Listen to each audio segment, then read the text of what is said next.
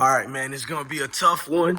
I'm hoping Prime Time and Colorado Buffaloes could win this and get a victory, man. I'm like nervous like I'm playing in the game. You know what I mean? So, uh, to hopes and prayers, man, to the Boulders. You feel me? Let's pray that nobody gets hurt on either side, but it's a good game either way, no matter how it goes. But I want it to be a victory, but I don't be praying for victories like that. You feel me? I just pray everything go good and everything become fantastical. You feel me, man? Because Deion been going through a lot of naysayers for everything.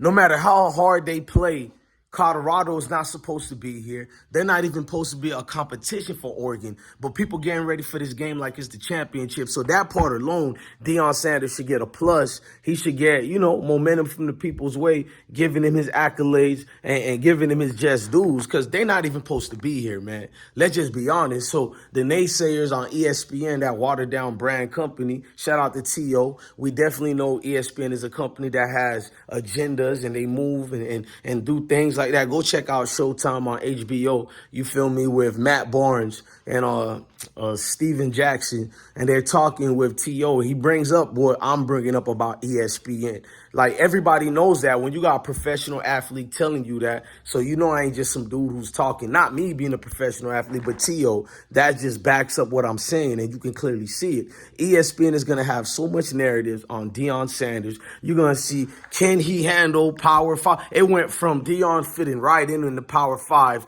He got these Power 5 coaches scared. It's going to go to, can Deion even participate, with these coaches? Can he even hang, in other words? And you're going to see them take it to be on some janky promoters type ish. I can already see it coming. So when I want them guys to win, it's because I know the media is against them. I know the pundits are against them. And you got even regular everyday people against them. One of my teachers told me he don't rock with Deion in them. He don't like the way he did a Lee Corso. He talking about he don't like the way Deion used the portal. But every damn coach used the portal the same way. Because Deion got more players who are committed to play for him in the portal. I don't get it. You feel what I'm saying? Like, so for one coach, the portal is okay. Guys like Lincoln Riley of USC. For Deion Sanders, the portal ain't okay. He ain't supposed to use it. It's the wrong tactics. See what I'm saying? Matt Rule talking about, oh, we don't need the portal. We're going to coach them up. How's that doing it for Nebraska right now?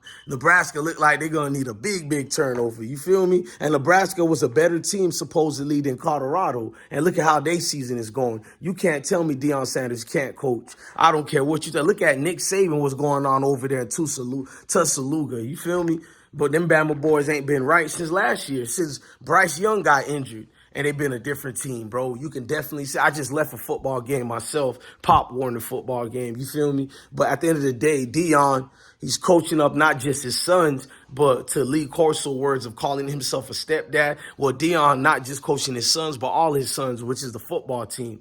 Every single one of them individuals he done spoke, he highly look at them as a father figure. He is of them. You know what I mean? So he takes it serious. He's more passionate than other coaches. Well, I ain't going to take that from other coaches, but he's one of the top coaches out there that's very passionate in what he preach. So them dudes get galvanized and they want to win, not just for themselves and their people, but they want to win for him too. That ain't nothing wrong with that either. So I'm looking at Prime here and I'm just like, man, I really want them boys to win, man. And look, if they don't win, I'm one of them dudes who's still going to be rooting for them. Like, y'all don't even know. Y'all won the championship already in my eyes. Just don't be satisfied because what you have done to be 3-0 on a program that had 19 losing seasons out of 20, a program that only won one game last year, man, and if people get mad, they lose this game. That tells you Deion Sanders changed the culture of Colorado. He made Colorado State a good football team again.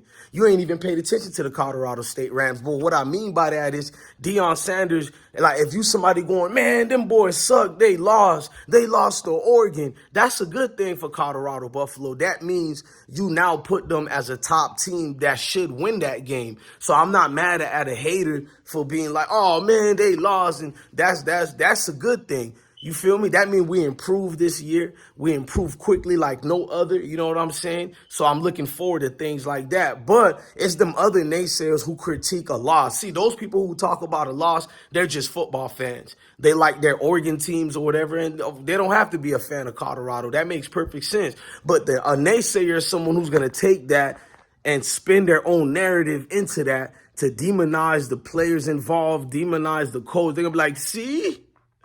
He never was a good coach. He's humbled now. All these extras they like to use. And these are people who probably was hoping to say that every single game. But Deion kept winning and winning and winning. They didn't expect Deion to win all 3 games. You know what I'm saying? So in their mindset, it's like, I'm just waiting for that one loss.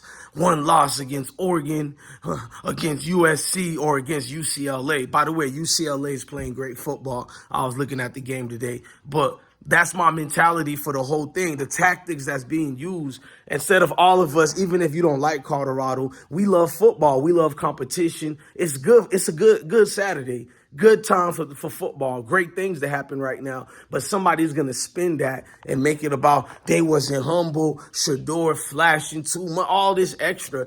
I mean, don't you think guys around Shador tells them these things? You got Tom Brady who tell him, forget the Rolls Royce, get in the gym. So he don't need to listen to you naysayers. He got real His daddy is a jacket. Tom Brady is going to be a first team ballot Hall of Famer. He got guy. And then the staff on that Colorado Buffalo team is highly experienced. So he got good people around him. He don't need you naysayers to be making up narratives, but you are. You're waiting for this game. And let's just be real. Deion can't win if he tried. No matter if Colorado even wins this game, even if they win, they can win by 10 points. They can win by a blowout. These people is going to have something to do and something to say. I just know a magnitude of that and what's going on. You ain't got to tell me nothing, man. This is my mindset of the whole thing is pretty much that. It comes down to me just believing, and no matter what happened, being a true supporter. You know what I'm saying? Your word and your bond is your bond. Loyalty is everything. You know what I'm saying? So a lot of y'all, we're going to see who's on like I am on the Colorado's bandwagon, but low-key, I've been a fan of Deion and some of his staff members. So I'm going to be fair. I'm a bandwagon because I ain't never rooted for Colorado before. I'm going to admit that. But what I'm talking about is the Deion Sanders bandwagon people who are late to the party. Colorado's a different case. It's football, rules apply. So, yeah, I'm a bandwagon for being a fan of Colorado and coming from Florida. But if you're a primetime fan, let's see if you're going to jump off that wagon if them boys lose. You feel me? It looks good with glitz and fames when everybody is winning. I love Cameron, but Cameron told the truth, and that's why I like Cameron. He was like, they was up there all in the luxury suites, but when Deion was losing to Colorado State, they didn't want to go into halftime and see all that. And they were nervous as hell because it felt like we lose too. It hurts. And he admitted that. And, there's a lot of people who might think like that, but then the opposite of, I got to retreat. I can't rock with Sanders no more. Those are people, you see a lot of them at JSU. I don't want to do that to JSU, but clearly there's people who's hurt. Deion left, and they got that right. So I'm not mad at JSU. But JSU, anytime somebody there says something, ESPN and everybody post it and blast it and try to make Deion look like this evil bad guy. First of all, JSU got a right to be mad. They coach left. I'm not mad at Deion for it, but if you go to JSU, I completely understand. But the media spins it and try to make it something way different. Any school and university get mad when they coach leaves. You feel me? If you interview any students in that facility after a coach leaves them, yeah, they're going to be mad. So I'm cool with that if JSU is mad at Prime because he left. But the media keeps spinning it. So that's why I'm just talking about and why I want a victory, because this is bigger than Nino Brown. If I'm going down, I'm taking every now. I knew Jack just kicked in, but and I've been screaming during my kids' football games. So if you see my voice gone, but definitely, man, I'm rooting for them dudes, man. I'm really hoping everything is a victory, man. Blessing to the kings and the queens. Love your family, love your kids, and stay blessed.